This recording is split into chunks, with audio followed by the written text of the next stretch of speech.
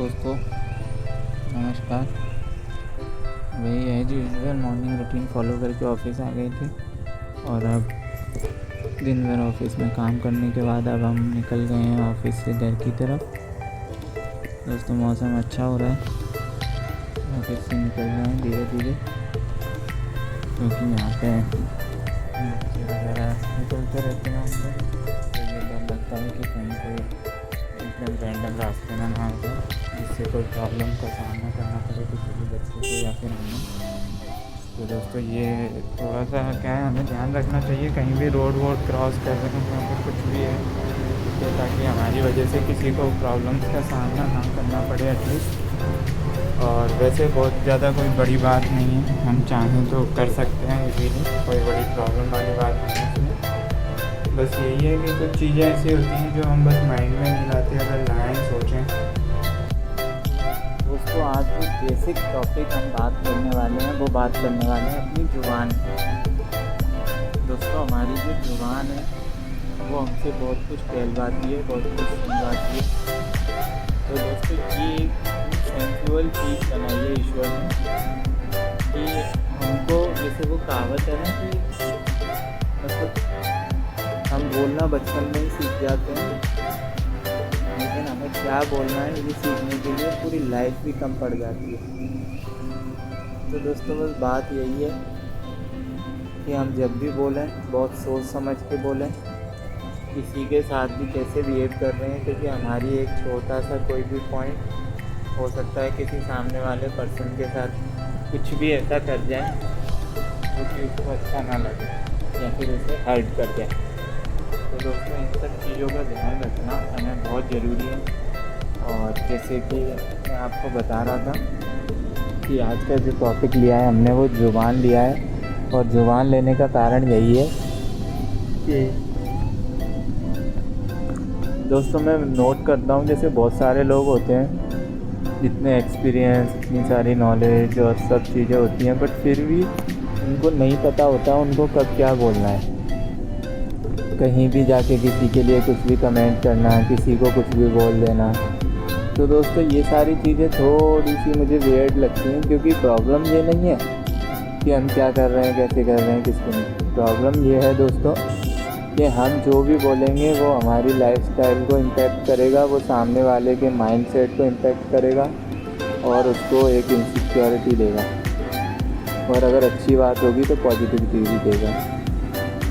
तो दोस्तों, वो जनरल बात यही है एक तो कि हम बहुत ध्यान रखें जब भी किसी भी तरह के शब्दों का इस्तेमाल कर रहे हैं तो वो कि किस तरह के शब्द हैं, क्योंकि वो जो शब्द हैं वही डिसाइड करेंगे कि सामने वाला हमारे लिए हमारी कैसी छवि बनाएगा। और ये सिर्फ बात एक छवि बनाने की नहीं है कि आपन को सबके सामने अच्छी छवि बनानी है। ये बात इसलिए मैं आपके सामने बोल रहा हूँ क्योंकि अच्छा वक्ता होना अलग चीज़ है, आपकी कम्युनिकेशन स्किल अच्छे होना अलग चीज़ है, वो सब नॉलेज से आ जाता है। लेकिन आपके अंदर जो काइंडनेस वाली फीलिंग है, जो ज़ुबान आपकी सॉफ्टली बोलती है, वो सीखना कोई स्किल नहीं है दोस्तों, वो आपको डेवलप करना पड़ेगा अपने अंदर की ह्यूमैनिटी को जगाना। और ह्यूमैनिटी जब भी जग सकती है जब आप एक्चुअल में सोसाइटी के लिए सोचेंगे कि चीज़ें किस तरह से इम्पैक्ट हो रही हैं, किसी को क्या प्रॉब्लम्स हैं, किसी के साथ क्या चीज़ें हैं।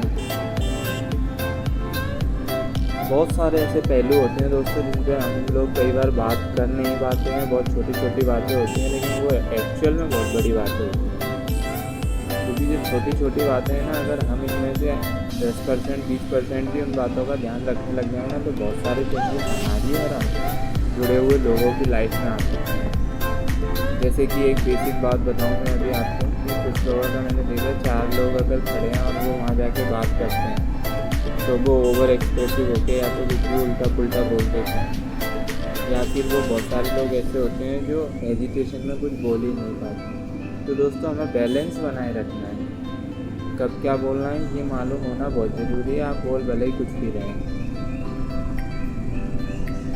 क्योंकि मैंने बहुत सारे लोगों को नोट किया है, उनके लिए ये मायने ही नहीं रखता कि किस तरह से क्या है कैसे। बस उनको ये है कि उनको बोलना है तो बोलना है।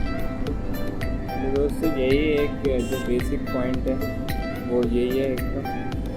और बाकी तो जुबान के ऊपर तो आपने देखा होगा कि महाभारत जैसे युद्ध जुबान की वजह से है ना, और अपनी बॉलीवुड की मूवियों में देखा हो टंग की अपनी की बहुत वैल्यू होती है।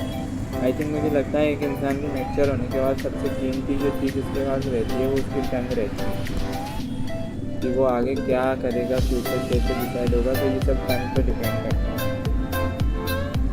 दोस्तों क्या है, बीच बीच बात में थोड़ा सा जॉब प्रोफाइल से रिलेटेड बातें कर लेता हूँ, टंग और ये सब वाली।